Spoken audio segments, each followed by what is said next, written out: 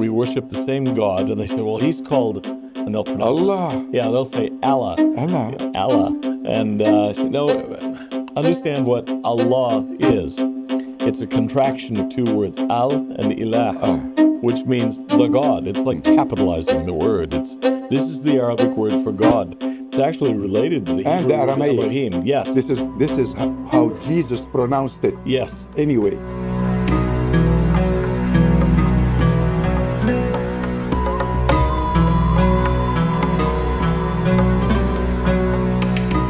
I'm originally from Beirut, Lebanon. I came to the United States in 1969. I came here actually because I read in the Kennedy Center that this is a country of neighbors. And I thought I'll come here, enjoy all this neighborly love. And sure enough, when I came in, if it wasn't for my neighbors, I wouldn't have made it. Yeah. I started my life here, opening a small store, selling Middle Eastern handicrafts, and I went into the Oriental rug business. Although my degree is in business administration, I stumbled on a principle, economic principles. Time is limited. You can use half an hour to sell a small gift box for $5 or a handmade rug for $5,000. So I opted to go to the expensive items, and I went to the rug business and moved to New Orleans from West Point, Georgia, and it was a major move. Eventually, I had 12 Oriental rug shops in the United States, down south, and then started going up north toward California to Marin County. And later on, during that time, I had assisted in opening the first Islamic center in New Orleans, and then helped build an organization for Muslim students that were coming to the United States called the Muslim Student Association, still alive. And later on, those students that decided to stay, we formed ISNA, Islamic Society of North America. Yes.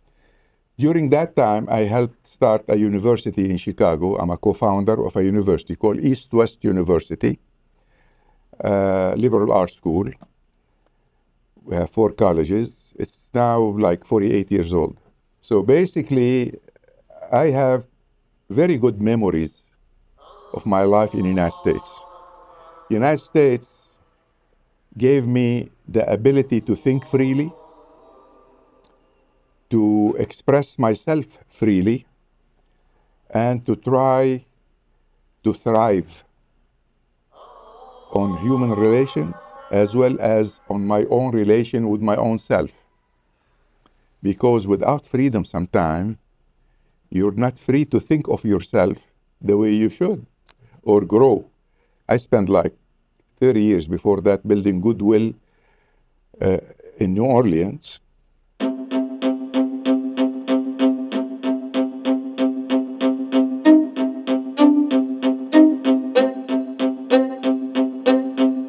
Went down with it. After 9/11, some Muslims decided to disappear completely. So you look for them, you don't find them anywhere. Some other decided to go and seek strength by numbers, going to the Islamic Center and being together with other Muslims all the time. Well, I decided to educate. My response was a translation of the Quran into simple English, easy to read and understand. Simply because I believed and trusted that young Americans have a curious mind. They're not going to only listen to the media telling them what Islam is, which wasn't at all what I believe in. The Quran was not the book that taught those 9/11 people terrorism. And Muhammad is not the first terrorist in history. So decided to translate the Quran so people will be able to judge on their own. And it took me 6 years of diligent work, full time, to translate the Quran.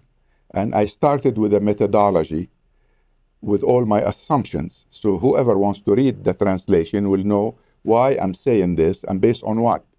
For instance, one of the assumptions the Arabic language, the original language of the Quran, is not like what the language I use today. Is much higher, much deeper, much more profound. It is the Arabic used by God to express what He wants to tell me. So it's the best possible Arabic. And discovered during the work that God doesn't use synonyms. He has specific word to say specific things, and that word is in a specific place. So no synonyms in the Quran, in the Arabic Quran. So I had to look for every word and its meaning. For instance, we have a word for creator, but another word for innovator. And the two, both of them, are referring to God, but in one word, he's talking about one thing, and another, he's talking about creating with no previous example. He's an innovator. And there is a word that took me 3 years to try to find a meaning for it. I asked every scholar about the meaning in Saudi Arabia, in Egypt, started asking everybody I meet, you know. And very few people knew to tell me beyond creator. Well, we know, and if it's referring to God, it's creator. But this one was programmer. Right. And while the 3 years, I was always, an idea kept coming to my mind. The one who created, then guided. And I kept wondering, why is this sentence playing into my mind? It was trying to tell me, is the programmer. He gave each one of us a program. What we call a human nature is basically a program. My wife always give an example here when she's talking to people about it. She said, if you cut your finger and it starts bleeding, even if you go to a doctor, he say, keep it clean and it'll heal itself. Heal itself means the program will start working and the program will rebuild all that was damaged. That's the program.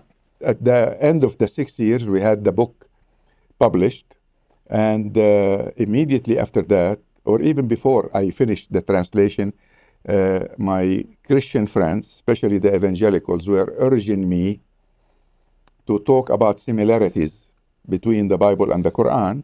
As a result, I have this book, the Quran with the references to the Bible. The book actually has the Qur'an translation, and it has references from the Bible. Anytime I found a verse in the Quran that has a similar verse in the Bible with the similar meaning, then I added it here. So while you're reading, you can easily check both. And now, some local friends from the church are asking me to do a similar book with the Book of Mormon. Mm-hmm. What do you think? Oh, I've thought of doing that myself, so okay. I think it's a great idea. Okay. So I should go for it? Yes, I think you should. Okay. I'm glad I didn't know you when you were selling Oriental rugs, because that's a weakness of mine. I'd have sold you several. You would. No, I have rugs from Turkey and Iran and Egypt, and every time I go into a rug, and I take people there quite often on tours, and we go by a carpet store. And each time I think, okay, you have enough. You're not going to buy another one. And then there's one hanging on the wall that's sort of calling on you. Yes, calling me. It has my name on it. And I think, no. But, I have to have that. So I've actually more than I know what to do with. At one point, we actually had one on top of the other because we didn't have room to put them both out. So we'll talk about that after this. I love them. I just absolutely love those carpets, and each one has a story, and I like to talk about it with people when they ask. I grew up in Southern California, so not Lebanon, but eventually ended up teaching at Brigham Young University. I did a PhD at the University of California at Los Angeles in Near Eastern languages and cultures. The emphasis was Arabic, but I also did Persian or Farsi. And as an undergraduate, I did Greek and philosophy, and so that kind of indicates my interests. I taught for years at BYU and then retired about 2 years ago, something like that. I'm old enough now that I can't really remember, how long it was. It seemed like only yesterday. But I spent my time teaching about Islam, about Islamic civilization. My favorite course, I think, was not a language course. It was a course on the civilization of Islam. I emphasized Arab and Iranian, Persian civilization.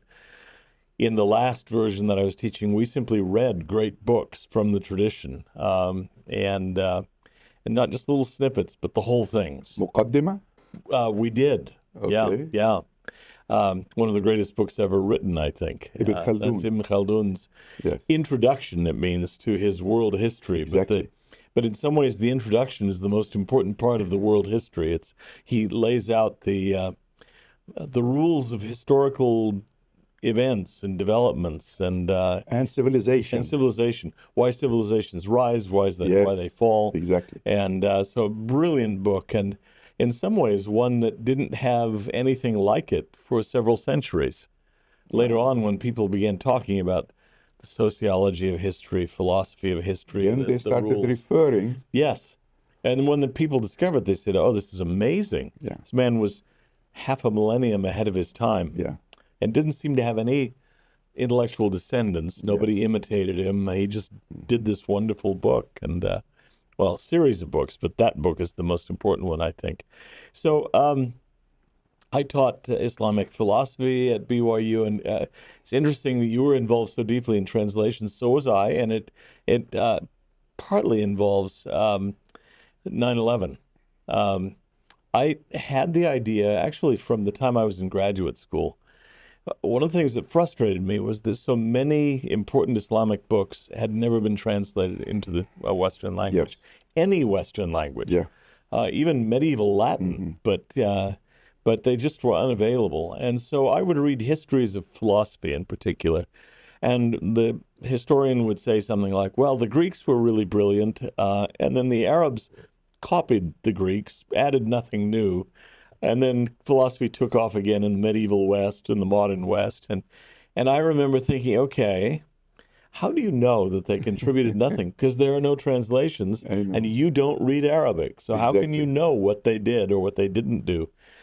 And I decided that was not the fault of that historian. It was the fault of the specialists who had not made the texts available. People couldn't form good judgments because they didn't have the material to base a judgment on. So I thought, well, that's up to us. So if I ever had the ability, I would like to start a series of translations. There is a series that comes out of Harvard called the Loeb Classical Library. And almost any book that you want from the Greek or Roman world is available in dual language editions with the original Greek or Latin on one page, the English on the facing page. And I thought, now, there ought to be something like that for the Islamic world. But there wasn't. Well, finally, this actually came from the church. One of the leaders of the church at that time, he's now passed on, came to me and said, we would like to send a message of friendship and respect to the Islamic world. Do you have any ideas? Well, I came up with several ideas. I had the idea of a special chair of Islamic studies at BYU. For one thing. Yeah, I thought, well, that would be one thing, and maybe I'd get it. but I thought of humanitarian projects, things like that, that could be very useful. But one of the ideas that I had, and this church leader was himself a former academic.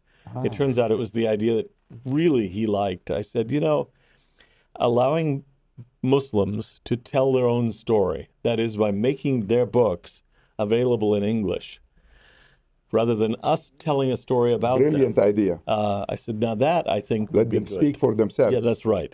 And we just helped them by making it English. Yes. And he said, oh, I like that. I'll take it back to the leadership of the church. And they came back and said, yes, we love that idea. Do it. But they didn't give me any money at first. And I thought, oh, thank you. This is what they call in politics an unfunded mandate. We want you to do it. You figure out how to do it. Eventually they did come through and help, but I spent a lot of time out begging, to wealthy people and saying, can you help me set this up? I need some money. It's part of the job, I guess. It is. And I really dislike fundraising. I know. But I know it has to be done. If you're going to do something, you need money to do it. So, so we eventually got that series started. But then here comes the 9/11 part. We had just, by that point, published 2 volumes, I think, in our series. And I was really pleased because I thought they helped build a dialogue. In my philosophy classes, Islamic philosophy classes, for example, for the first time, I could assign books that I had wanted them to read, but that didn't exist in translation. Now I could say, here, we did this one here, and you can use it, you can read it. And if you know any Arabic, you can go to the original. It's right there, look at it. Yeah. And I'll go back. Some Muslims that I spoke with said, well, are you trying to win a victory over Muslims by doing these books? They were afraid that I would misrepresent the texts and make Islam But they look should bad. give you a chance. I know. I said, look, first of all, I have no intention of doing that. After all, they didn't do it themselves. That's right. But I said, look, we're going to publish the original text. Yeah. If you see a problem with the translation, let us know. It's right there. Yeah. It's right there. So, and I had Muslims, friends of mine, go over the translations and check the texts and so on. I had one man who helped out by the name of Muhammad Isa. I don't know if you know Muhammad Isa, but he taught for a long time at Northwestern and Michigan, I know him. I think. Yeah. He's a really good guy. Yeah. And he's a graduate of the Azhar, Yeah. prestigious Islamic university in Cairo. And I thought his name was great, Muhammad Muhammad and Isa. Isa. Yeah, Muhammad and Jesus. And And I said, look, if you just add Musa, you've got my whole program. the Abrahamic formula, right So it'd there. be Muhammad, Moses, Jesus. But he went over the text, checked Probably the his translations. grandfather was Moses. But he just used. Yeah. Well, he also said, look, I'm trying to make these Arabic texts the best ever published. Because sometimes they haven't had They're good not editions. published. They only exist in manuscript form. That's right. So that was really useful. But here's the part where 9/11 comes in. I remember waking up, and I was getting ready to go up to campus, getting dressed, and my wife called me and said, Dan, you need to come out and see this. Yeah. And she had the news on, and we saw that the one tower had been hit. And I remember thinking, well, it's a terrible accident. I had flown into New York before where we'd come close to the skyscrapers, and I thought all it would take would be for a pilot to have a heart attack or something, and off you go, because you're so close to them on some approaches. But then when the second tower was hit, I thought, no, this is not an accident. This is deliberate. And immediately I thought, I'll bet I know who it was, and I did. It was Osama bin Laden, and, we knew On his something own? about him. Well, with his group, but Alone? I wish he'd been in the plane. But anyway, no, that's not a good thing to say. But anyway, I remember thinking right then, well, much like you thought, that, well, this little effort of mine to build relationships and build bridges has just been literally blown up. Yeah. What's the point? And then I remember, and I don't want to overdo this, but it was almost as if a real voice occurred within my mind that said, no, it's more important now than it ever was. And I thought, okay, all right, we'll go ahead with it. Because for a moment I thought, they can, with one plane crashing into a building, they can undo thousands of projects like mine. Yes. So we kept it going and published quite a number of books. The series has now been transferred to E.J. Brill in the Netherlands rather than BYU. But in the first 20 volumes or so were published at BYU. And I was very proud of that. And it did send a message that I wanted to send, that anybody who cited it would see that it was published by Brigham Young University Press. So they'd know it was who it was trying to send this message of respect for the tradition, that we respect what you did, what your civilization has produced. We respect you. We recognize it. Yeah, and we want accurate, informed communication between us. So, so as I say, I taught at BYU for a long time. We turned out a lot of students who've gone into various fields. Many of them have just fallen in love with Islamic culture, with the Middle East, and so on. I'm very proud of that. You opened the window. Yes. Hopefully a door later, and then much bigger than that. And so I'm pleased with what was able to be accomplished there. And so I retired a couple of years ago to do some other things, but How is the reception now? Who is in charge of disseminating this knowledge? we have a good faculty, the younger faculty that came in and replaced the old guard who were teaching there for a long time. In fact, as they began to come in, I thought, they really are good. They'll carry on in different ways, but in important ways. And so the university still has a strong Arabic and Middle East studies program. And it equips a lot of people to understand the area, and it's changed a lot of views. And where are they available? The translation series is now available through E.J. Brill in the Netherlands. For a long time, the University of Chicago Press marketed the books. And Are they on Amazon? Yes, you can get them on Amazon. Yes. And so we've published books by Al-Ghazali, for example. Very important. Yes. It was mostly philosophy and science. That's great. Because that was an interest of mine. I would have liked, had I gone on with it, we would have done everything, literature, everything. Yes. Who knows? I might have some ideas for you. Well, I still think that series needs to be done. Of course it does. Because, otherwise, they're going to keep saying they copied the Greek, but they didn't add anything. Right. Yeah, and it was ignorance. After all, they're Arabs. Right. Yeah, what can they contribute? To make things worse, they're Muslim Arabs. Right. Well, as people used to tell me, they lived in the desert among the scorpions. What do they know? No, they built great cities and huge libraries and did medicine far advanced above what the West was doing. They did something very unusual. They adopted the cultures they were exposed to, those desert Arabs, who really didn't know much before Islam. Right. Islam opened their brains. That's right. And taught them how to think. Yeah. And they went to the rest of the world out of that desert and became face to face with Byzantine, Persian, and all kind of civilization later in Asia and all of this. Yeah. And they adopted those civilizations. Yes. They didn't try to suppress them or destroy them. They adopted them and expanded on them. Yeah. And this is the major contribution that those people left behind. One of the things that I've emphasized is that the Muslim conquerors, the Arab conquerors, were something like a sponge in a way. They simply absorbed everything. They were a sponge. Yeah, I call them a sponge. Well, it's true. And there's one story that I really like about the Caliph in Baghdad, who at one point came to a peace agreement with the Byzantines. And one of the things that he wanted from the Byzantines was manuscripts. Absolutely. Send us your Greek manuscripts. Yes. And then they had teams of translators in the Beit al-Hikmah, they call it. Beit al-Hikmah, the House of Wisdom. That's right. That's like, is there an equivalent today in the United States to that? Not really. Not really. This is a place established by the government for thinkers and philosophers and mathematicians and physicians to come together and try to expand on knowledge.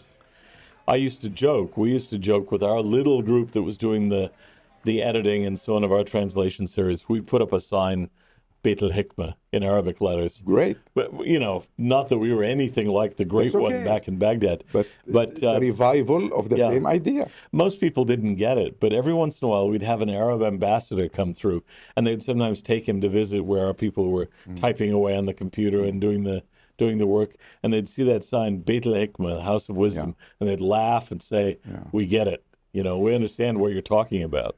You know what? You just mentioned two ideas that are worth expanding on and making sure they grow. And they're not necessarily pro one side or another side.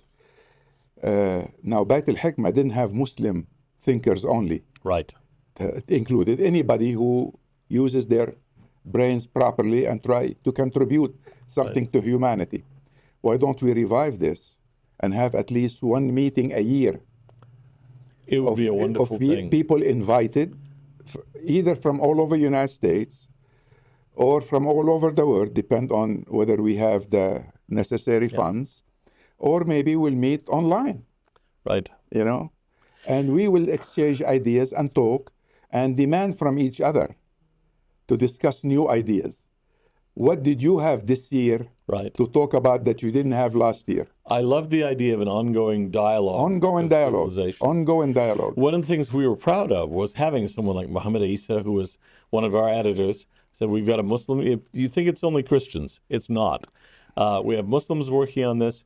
And a couple of our texts were translated by Jewish scholars. Why not? This is exactly... They're welcome. The Beit al-Hikmah had Muslims, of course, but it also had Syriac Christians, especially. Of course. Because they kind of had a foot in both worlds. They often knew Greek. They knew Syriac, which was really an easy jump to Arabic. So they could be the Cousins. middlemen. Syriac and Aramaic, Syriac, Yes. Hebrew, and Arabic are Yes, cousins. That's right. First cousin, I should say. You have the same thing on the other end in Spain, when Yeah. a lot of Arab Muslim texts were translated into medieval Latin. The middlemen in that case were often Jews, because they You knew heard Hebrew, about which was, Jewish Arabic. yeah, books, they you knew know. Arabic, Yeah. and they knew Latin. They had to get around. The in Maimonides, society. after all, Yeah. is a product, the greatest Jewish thinker, Yes. the great reviver of Judaism. Yes. The Mishnah Right. was living in Andalusia. That's right. And he's arguably the greatest rabbi of the Middle Ages, and he wrote extensively in Arabic. Basically in Arabic. Yeah, yeah. So Yes. people don't realize that. In fact, I remember once I used to teach his book, The Guide of the Perplexed, Exactly. occasionally, and I remember a Jewish fellow that came up to me at a conference, and he said, "You can read Maimonides in Arabic?" I said, "Yeah." Yes, I He can. said, "Oh, that must be wonderful," because all he could do was read a Hebrew translation or an English Yeah, translation. But he wrote it in Arabic, Judeo-Arabic. Judeo-Arabic. Judeo-Arabic. Now, It's probably worthwhile mentioning that when Jews were persecuted in Europe, they always found haven yes, among Muslims. yes, I personally, in Beirut, grew up. My father's store, and my father sold handicrafts, a lot of stuff made by hand in the Middle East to tourists. Sold them to tourists. That store, behind the store, is the Jewish quarter. So at the beginning of the Sabbath, the rabbi used to come get me by hand and take me to the synagogue to turn the light for them. right. And suddenly, we're in a conflict with Israel because they need a place where Jews can be free. I don't think they were oppressed in Lebanon No. or in Egypt. The oppression came after the creation of Israel Yeah. and after the Palestinian left. Although this is not why we are meeting today, but again, you have 7 October, you have every day 7 of October for my people in Lebanon. Muslims and Christians are being bombed every day. And the Israelis are preparing for another invasion, ground invasion. They're failing so far. And this would not be the first. Right. They were there many times, and thank God they're not there anymore, and they're not able to come back. And we want to live peacefully with them if they are willing to be good neighbors. Yeah. I mean, I think when Jesus talked about the greatest commandment, to love God with all your heart, mind, and soul, and all your strength, and the second one like it, to love your neighbor like yourself, that was not original to Jesus, although he was able and capable to say something to dazzle us for a few centuries to come. Yet he chose to use something from Leviticus. And I think there is tremendous wisdom on Jesus' part when he did this. He wanted to confirm that God doesn't change his mind. Right. Whatever he gave you, honor. You have a covenant with him to honor loving your neighbor. What are you doing? Coming to a neighborhood and being the bad neighbor. Yeah. Try to treat your neighbors nicely. They'll treat you nicely. But you want to take their homes because God promised you those homes? Well, at least pay for them. Don't take them for free, Right. you know. Don't kick the owners out and say, God promised me those homes. Compensate them. Yeah. The people who left in 1948, that I was 4 years old when I witnessed them coming, living in tents, and I asked my dad, who are these people? Why are they living here? He said, they're from Palestine, they were kicked out. Why are they living in tents? Can they buy a house or rent a house? He said, no, they only carried the things they can carry with them. No money, nothing. So I don't think that's right. No, that was a mess in I mean, 1948. the God I love and worship is a loving God. He loves everybody. I don't think he will select some people and neglect others. Right. I'm as Semitic, and I can prove it with the DNA, as any of them. And I have the right to live in the United States as much as I have the right to live in Lebanon. In fact, when many people ask me, where you from? I say planet Earth. We're all human beings. We're all made the same way by the same God to love each other. People ask me, why are we created? Why are we here? Well, because God gave us free will. And that free will requires that I make choices. And he wants me to choose him freely. That's in the Quran. Mm-hmm. He wants me to choose him freely. If I choose him freely, he promised me an eternal life with him. And if I decide with all the signs he gave me, all the signs around me, all the beautiful people I'm surrounded with, if with all these signs I still want to reject him, then it's my choice not to be with him for eternity. Right. So this is where we come from. We are here to love each other. I feel extremely sad and hurt for every Israeli child that is dying or is injured because of this war. The same way I feel sad and injured and crying for every Palestinian child or Lebanese child. And who knows, down the line, maybe a Jordanian child or, we don't know where Israel wants to stop. They refuse to draw the borders. We are ready to recognize their border if they say this is our border. They don't want to have borders. That idea that we're sent here to be tested about how we'll react, that we're given free will, that is a very congenial point to Latter-day Saints, to Mormons, that is the purpose of our life here. We're sent here, placed under different circumstances to see how we will react, how we'll respond. But there's enough around us to tell us that there is a purpose in this life, that there is a God behind this world. And we can decide, do we choose to follow him or do we not? And so we're being tested constantly every day in the way we interact with the people around us, not just on grand political levels, but in our day-to-day actions. What do we do? What do we see as important? What is, in a way you could say, what is our God? Is it money? Is it power? Is it What status? are we worshiping? That's right. What is the thing that's most important? And a lot of us, probably most of us, at one point or another during our lives, have worshipped idols, thought this is the most important thing. But the test is to find out what, in the end, is your priority. Actually, with my work on the Quran, I found that God was telling us all this that you just stated, slowly and gradually in Surah Al-Baqarah, which is the second chapter of the Quran, starting with verse 30, when he was telling us about the creation of Adam. It started with God telling the angels, you're familiar with those verses. There are 9 verses. Those 9 verses they're packed with so much information for those who think and contemplate. People sometimes read them and just read them, don't get much out of them.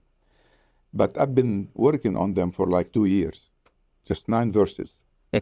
And it starts with God telling the angels that he decided to create a trustee on earth, vice regent, trustee, Khalifa. He said, you're going to put somebody there in charge who can spill blood and kill others and all this.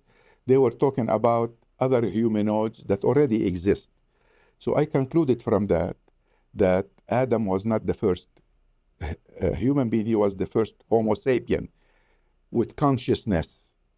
So God told the angels, when I breathe of my spirit into him, in other words, again, this when it was revealed, people didn't know what program is. When I breathe out of my spirit, when I give him the program I intend to give him, bow down to him, because that program is very unique.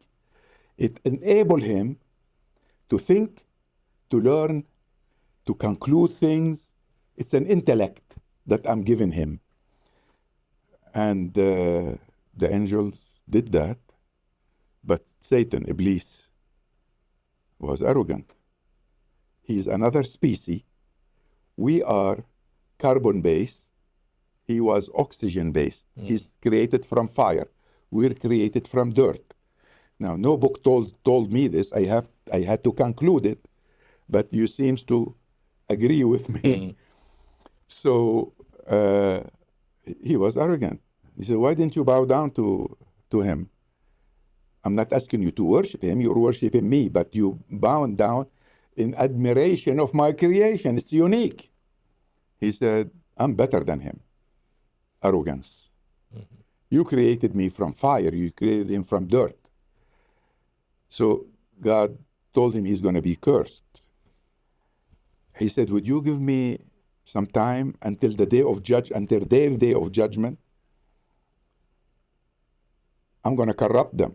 He said, you can only corrupt those who will not recognize me as their Lord. Anyway, but immediately after that, God taught Adam. So we are teachables. The names of everything. We don't know exactly what he taught him. But then he asked the angel to name all these things. They said, we only know what you taught us. So Adam knew more than they did at that time and was able to expand on that knowledge. So when we read the verse, we need to think about it, contemplate, and try to get a wider meaning. So the meaning will be based on our knowledge in the day we're reading. 500 years ago, they didn't have the tools of knowledge we have today. Right. That's why I call my translation a contemporary understanding.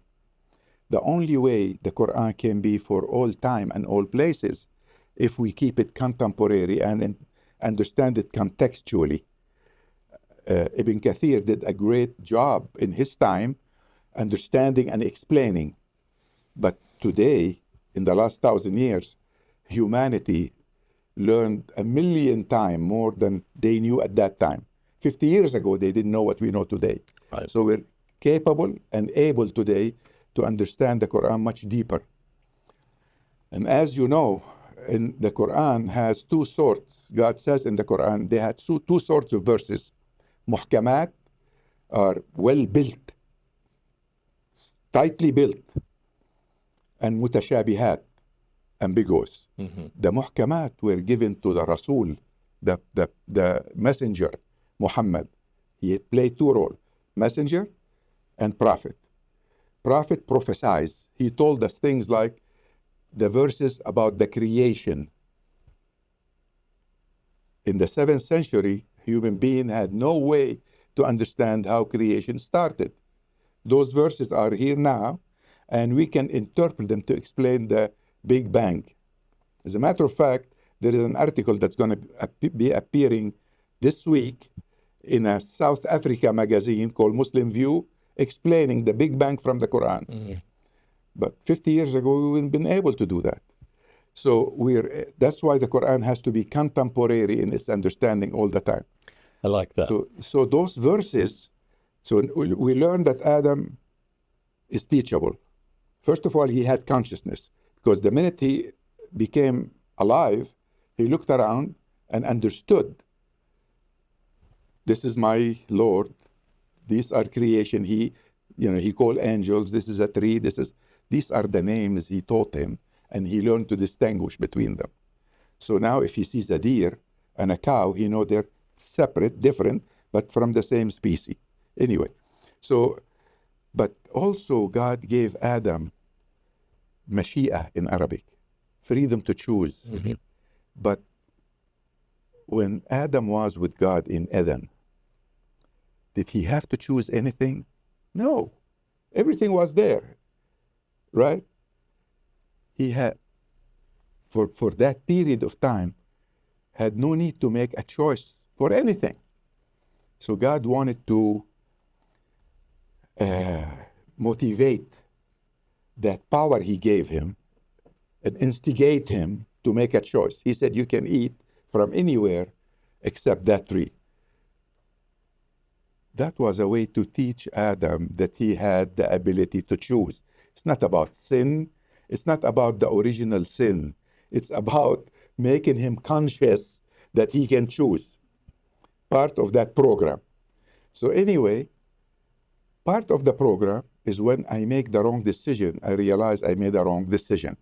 God didn't give me the freedom to choose and left it up to me. No, he gave me the tools. When I make the wrong choice, I realize I make the wrong choice. So the minute Adam ate from the tree, he realized he made the wrong choice. Mind you, the Quran says Adam ate of the tree.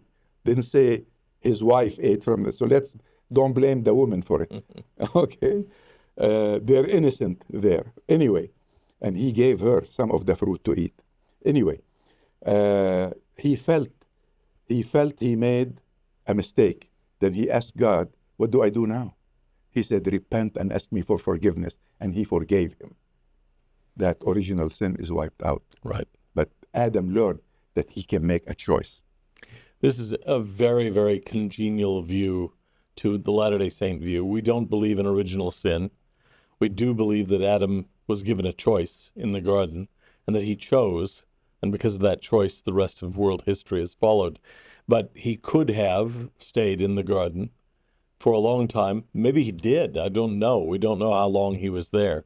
But eventually he made a choice, and the choice was deliberately placed before him so that he would be responsible for his own actions and learn that, we are free to make choices. We're not always free to choose what the consequences of those choices will be. But we know there are consequences. There are, yeah. We have that built in. Yeah. And we realize there are things I don't want anybody else to see. Right. Yet I'm doing them.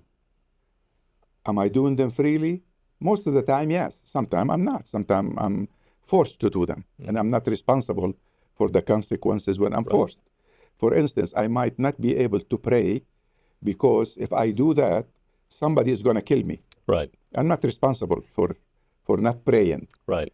God is wise. He's not going to ask me to do or be responsible of something. Right. When he's fair. He loves me. I'll use something that I learned from Jesus. You were not created for the Sabbath. The Sabbath was created for you. Mm-hmm. And we were not created for the Quran or for the Book of Mormon. Those books were created for us. Right. Right. So we are at the center of the creation. Right. God meant to create the human beings and honor all human beings and love all human beings. And all these are tools to help us love each other and live in peace together. Yeah, absolutely. There are certain Christians who I think almost worship the Bible, but they should worship God.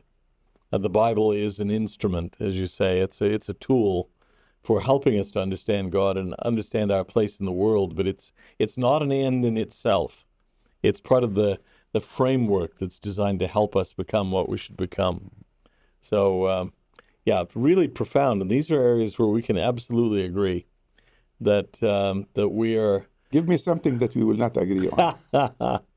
Well... From your experience. Yeah, I mean, one of the fundamental issues, and this is one that I think the organizer of this wanted us to talk about, is the place of Jesus within our religious faiths.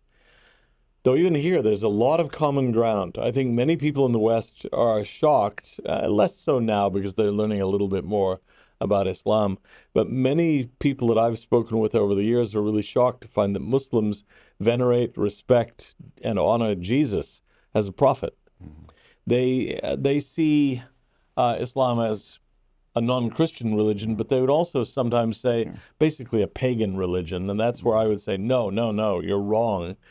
We are cousin religions. We worship the same God, and they say, well, he's called... And they'll pronounce Allah. Yeah, they'll say Allah. Allah. Allah. And no, understand what Allah is. It's a contraction of two words, al and ilah, which means the God. It's like capitalizing the word. This is the Arabic word for God. It's actually related to the And Hebrew the word Aramaic. Elohim. Yes. This is how Jesus pronounced it. Yes. Anyway, in Aramaic. It's a word that is what they call pan-Semitic. It's in all, Absolutely. some form of it is in all the Semitic All the languages. Semitic languages. And it's referring to God. Yes. They'll say, well, but you can't be saved by Allah. I've heard that. And I said, well, then we're in a lot of trouble. If you can't be saved by Allah, then nobody can save you, because that's the only God there Ultimate. is. If you're speaking Arabic, that's the word for God. For Christian use it. Yeah, they do. And Muslim use it. Yes. And Jews use it. Yeah, if you read the Arabic Bible, in the beginning, Allah created the heavens and the earth. And in the first chapter of the Gospel of John, in the beginning was the Word, and the Word was with Allah, and the Word was Allah. It's the same word. And a Muslim, a Christian, or a Jew speaking Arabic really has no other word to use for the one true God of theism. Let me respond to this a little bit. Actually, this is how the Quran defines Jesus. And I have the word for word from the Qur'an translated, but I know them. In the Quran, Jesus is the Word of God. Yes. And a spirit from God. Yes. I don't know another prophet that can claim that. So he's not just a prophet. Right. He's a very special absolutely. being. Yeah. As far as the Quran is concerned, and as far as I am concerned, because I understand what this book says. I spent years of my life devoted to understanding it in order to translate it. So he's the Word, the Spirit, and he's a very unique human being because he was born knowing the book, the Torah, and the Gospels the minute he was born. And he spoke according to the Quran as he was being delivered, calming his mother down. Let's remember, Mary is very important for Muslims. Yes. Mentioned more often in the Quran than in the New Testament. Absolutely. There is a whole chapter called Mary. Yeah. Mary is so special that the Quran says God selected her above all the women of the universe, not all the women of the earth or her time, all the women of the universe. And I don't know how many women are there. They can be billions, I don't know. To carry Jesus. So Jesus is very special. And he's the only one in the Quran called Messiah, Christ. So that's not just another prophet. Right. So if we say, well, for Muslims, Jesus is a prophet. Yes, but we need to qualify that. Yes.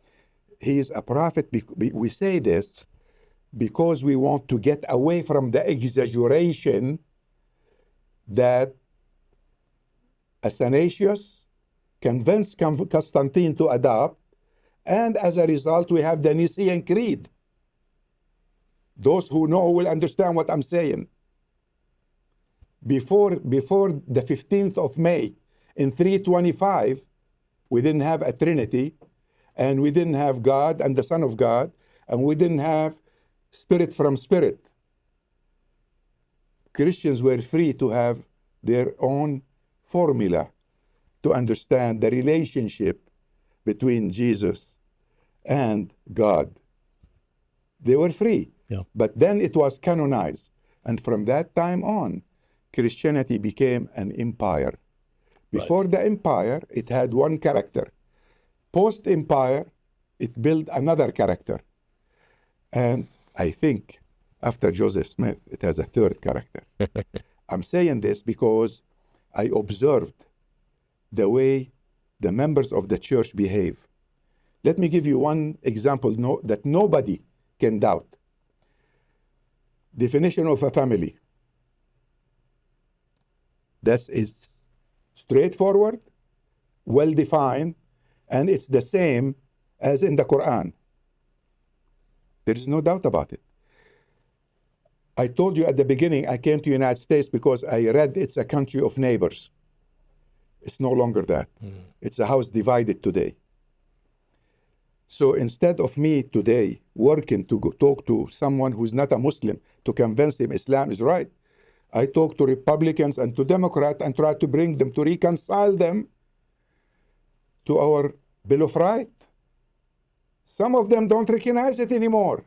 And to me, it's as sacred as my Quran. That's why I'm an American today. I believe these principles, they're in the Quran and they're in the Bill of Rights. And I believe Jefferson read about them in the Quran. And I can prove it. He had it in his library. Yes. Yes.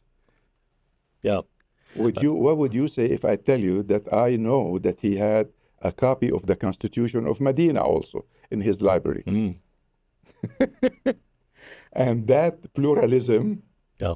and freedom of religion that were first mentioned in the Constitution of Medina is what we have in the Bill of Rights today. Mm. I might be wrong, but it's the parallel is there. He was a reader. Exactly. Definitely a reader. Yes. You know, your comments about the Nicene Creed, I've taken tour groups to, now the town is called Iznik. Iznik in Turkey. But it's a corruption of Nikaya, which is the Nicaea name, or Nikaya. the old name of what we call in English typically Nicaea. Yeah. And I always comment that in the old days they made creeds in Nicaea. In after centuries they made tile, excellent tile, the best tile in the Islamic world or anywhere in the world really, and famous blue tile especially. World famous. And I said that to me was a real bit of progress. They went from making creeds to making tiles, much, much better, less damaging. Yes. And so we have a piece of Iznik tile at home. So sort of a memorial of that. You can still go to the place. I do too, by the way. Do you? Of course. I'll tell you a story later on about... Well, you can still go to the places in Nikaya or Iznik where the creeds were formulated. The of course. church where Nicene Council number 2 was held is still standing, and Constantine's palace is still partially there where the first council was held. Latter-day Saints, again, we don't accept the Nicene Creed. And some people say, well, you're not Christian because you don't accept the Nicene Creed. And I say... that kind of Christian. That's right. I say, look, if you have to accept the Nicene Creed to be a Christian, then what about all the Christians before 325 AD? Were they not Christians? People of the way. Jesus and Paul and Peter, were they not Christians? Because they didn't have the Nicene Creed. So that was not a step forward. Especially James. Oh, yes. Yes. I wrote a paper once, which sadly, I'm still sad about this. It was lost in a computer malfunction, just disappeared. I never was able to get it back. But I called it James, the Most Islamic Epistle. And I went through the letter of James. Come on. I went through the letter of James and tried to show that several of the themes in it were right out of Islam. Who called us Muslims? Well... Abraham called us Muslims. Yes. According to the Quran, the word Islam has many meanings. One of them is to submit to God. Right. And this is what Abraham did. Right. So, as a result, I believe anybody who ever submitted to their prophet and admitted that the Creator is one is a Muslim. Yes. Yeah. It's not, we're not a tribe. This is really, really important because there are some anti-Islamic materials that I have read from time to time where they'll quote the Quran as saying, look, the only true religion is Islam. Yes. And I say, yeah, it is true. But that is true. It is true. But let's define what Islam means. Islam, first of all, Islam in their quotations is capitalized. That's the name of a particular religious faith. But Arabic doesn't have capital letters in the same sense that Roman. It's an action-oriented name. So if you understand that it means submission, the only true religion is submission to God, then yes, that's obviously true. This is how I translate it in my translation. Yeah. It's not the name of a tribe. It is an action. Yeah. I try to submit today, and I get up next morning, and I try again. Right. So my submission can be what he expects of me. Yeah. But it also have more meanings. As you well know, in order to understand a word in Arabic, you have to go to its root. Yes. And Islam and Muslim have the same root, silm, sin, lam, mim, silm, which is peace, which makes Islam, which is if'al, activating peace within us. Right. And it makes Muslim a peacemaker. Yes. I started a campaign a few years ago, and I hope it continues, and I hope you help me with this, for Muslim to understand this, so they can explain to their children that their purpose in life is to be peacemakers. Mm-hmm. And that goes hand in hand with what Jesus taught.